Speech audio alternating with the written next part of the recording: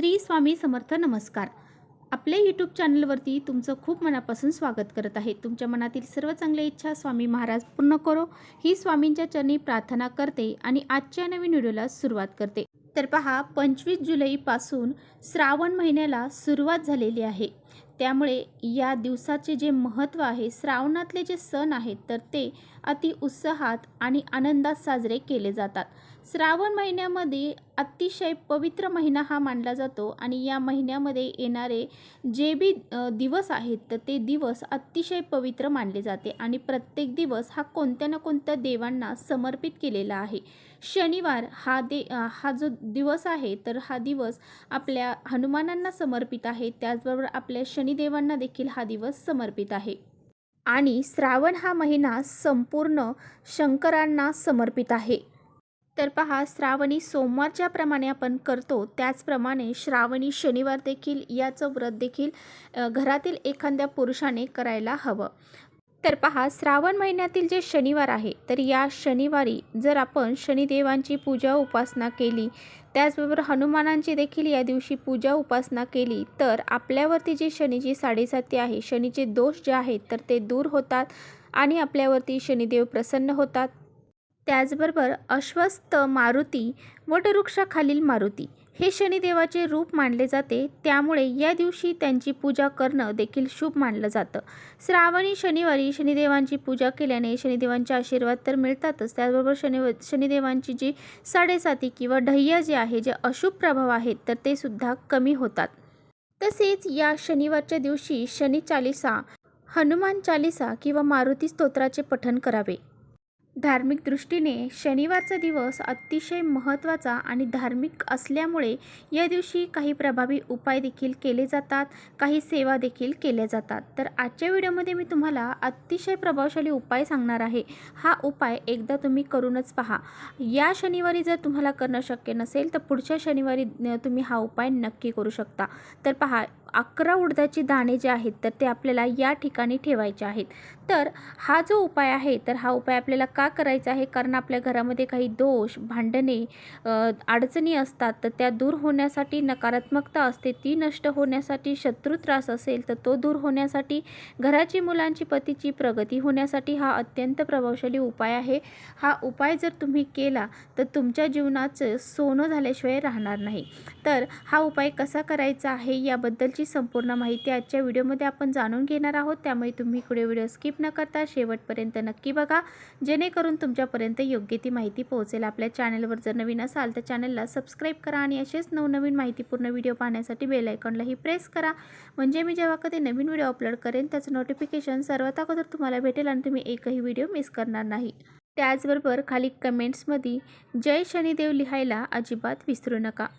तर पहा, आजच्या व्हिडिओमध्ये जो उपाय सांगणार आहे तर हा उपाय तुम्हाला उद्याच्या शनिवारी जर करणं शक्य झालं नाही तर तुम्ही पुढच्या शनिवारी हा उपाय करू शकता. श्रावण महिन्यातील कोणत्याही शनिवारी तुम्ही हा प्रभावी उपाय करू शकता आणि जर प्रत्येक शनिवारी तुम्ही हा उपाय केला तर याचे पुण्यफळ अधिक पटीने तुम्हाला नक्कीच प्राप्त होईल. आता पहा, बऱ्याच वेळा काय होतं की आपण खूप कष्ट करतो, मेहनत करतो, पण त्या कष्टाला, मेहनतीला नशिबाची साथ जी असते ना तर ती मिळत नाही. म्हणजेच काय, आपण जे कष्ट केलेलं आहे तर ते असंच वाया जातं आणि त्याचं फळ आपल्याला प्राप्त होत नाही, योग्य तो मोबदला त्याचं मिळत नाही.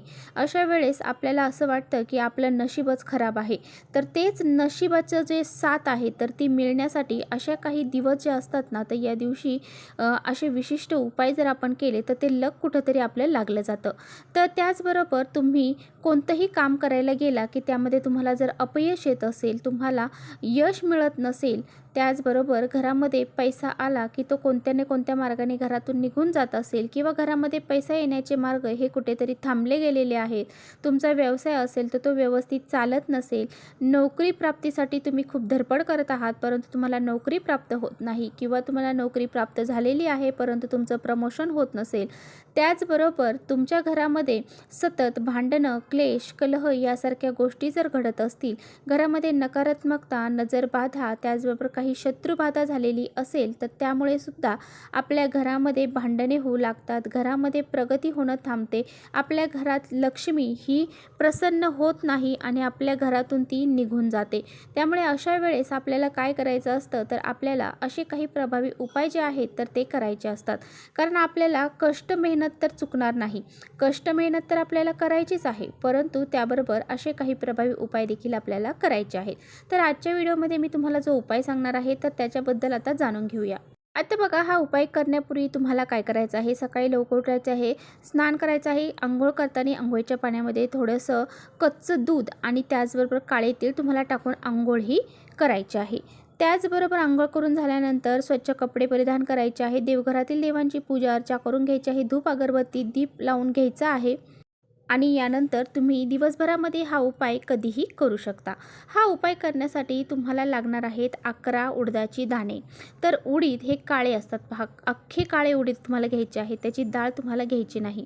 आणि त्याचबरोबर 11 मिठाचे खडे. आता खडे मीठ जे असतं तर त्या खडे मीठ घ्यायचं आहे तुम्हाला, इथे खडे मीठच तुम्हाला लागणार आहे.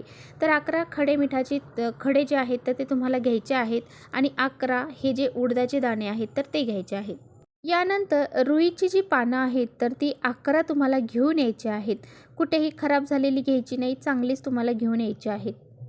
त्याचबरोबर ते जे पानं आपण घेऊन आलेलो आहोत तर त्या पानावरती तुम्हाला शेंदुराच्या साहाय्याने किंवा मग कुंकू त्याच्यामध्ये थोडी पेस्ट करून त्याच्या साहाय्याने तुम्हाला श्रीराम असं लिहायचं आहे. काळीच्या साहाय्याने तुम्ही लिहू शकता. श्रीराम प्रत्येक पानावरती लिहायचं आहे. त्याची एक धाग्यामध्ये माळ तुम्हाला तयार करायची आहे. त्याचबरोबर तुम्हाला थोडंसं तेल जे आहे तर ते घ्यायचं आहे. आता तुम्ही मोहरीचं तेल घेऊ शकता, तिळाचं तेल घेऊ शकता, तुमच्याकडे जे असेल ते घेतलं तरी चालेल. हे तेल घ्यायचं आहे, हे उडदाचे दाणे, मिठाचे दाणे, त्याचबरोबर ही पानांची जी माळ केलेली आहे ती आणि तेल हे सर्व घेऊन तुम्हाला जायचं आहे तुमच्या घराच्या जवळ असणाऱ्या हनुमानांच्या मंदिरात. आता मारुतीच्या मंदिरामध्ये तुम्ही गेल्यानंतर तुम्हाला सर्वप्रथम जे तेल घेऊन गेलेलं आहात तिथे दिवा जळत असेल तर दिव्यामध्ये घालायचं आहे. तिथे दिवा नसेल तर तुम्ही स्वतः तुमच्याबरोबर दिवा घेऊन जायचा आहे आणि तो दिवा तिथे प्रज्वलित करायचा आहे. त्यानंतर जी पानांची माळ घेऊन गेलेलो आहोत तर ती आपल्याला हनुमानांना अर्पण करायची आहे, त्यांच्या गळ्यामध्ये घालायची आहे. आणि त्यानंतर जे उडदाचे दाणे आणि जे खडे मीठ तुम्ही घेऊन गेलेले आहात तर ते तुम्हाला एका पोळीमध्ये बांधून तिथेच मारुतीच्या चरणाशी अर्पण करायचं आहे आणि तिथेच बसून तुम्हाला हनुमान चालिसेचं पठण करायचं आहे आणि मनोभावे हनुमानांना प्रार्थना करायची आहे. तुमच्या जीवनामध्ये जे दोष अडचणी संकट असतील ते दूर व्हावेत, तुमच्या मुलांची, तुमची, घराची, पतीची, सर्वांची प्रगती व्हावी असं तुम्हाला प्रार्थना करायची आहे. ज्या अडीअडचणी असतील, ज्या संकट असतील किंवा तुमच्या काही इच्छा असतील तर त्या तुम्हाला व्यक्त करायच्या आहेत. तर पहा, शनिवारच्या दिवशी हनुमानांची अशी पूजा उपासना किंवा उपाय केल्यामुळे हनुमान जे आपल्यावरती प्रसन्न होतात आणि आपल्या जीवनामध्ये जे येणारे संकट आहेत किंवा आलेले संकट आहेत तर ते दूर करतात. त्याचबरोबर दुसरा उपाय तुम्हाला सांगत आहे तर तो आहे तुमच्या घरामध्ये जर सतत वादविवाद, क्लेश, कलह, भांडणं यासारख्या गोष्टी घडत असतील, तुमचा एखादा शत्रू आहे तो तुम्हाला त्रास देत असेल, तुमचं कोणतंही महत्त्वाचं काम पूर्ण होऊन देत नसेल, तुमच्यावर तो नेहमी जळत असेल, तुमची प्रगती होऊ नये यासाठी खूप प्रयत्न करत असेल आणि पहा, असे काही लोक जे आहेत तर ते आपल्या आसपास नक्कीच असतात आणि हे आसपास असणारे जे जळाऊ प्रवृत्तीचे लोक आहेत तर ते तुमची प्रगती झालेली त्यांना अजिबात खपत नाही.